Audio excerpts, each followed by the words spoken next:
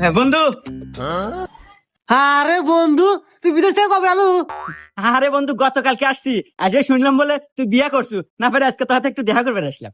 তুই ভালো করছু। আর তুই আগে বয়, তোর হাতে কতদিন ধরে আলাপ করি না রে। আর হ বন্ধু, ঠিকই শুনছু, আমি বিয়ে করছি।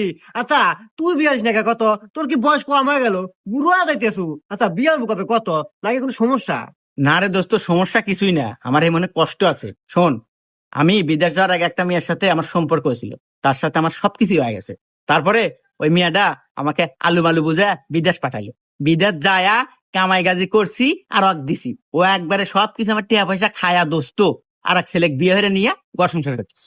ইস রে বন্ধু, কষ্ট লাগলো। আর কি কমু কয়া, এই যুগের মেয়েরা সবাই সবাই ডুপ্লিকেট। একজনের সম্পর্ক হইলে সবকিছু হইলে আর একজনের বিয়ে নিয়ে থাকে। হে আন্দাজে বন্ধু, আমি বউটো পাচ্ছি একবার নিখুঁত, লাখে দুটো পাওয়া যাবে কিনা সন্দেহ। চাঁদের গায়ে কলম আছে, আমার বইয়ের গায়ে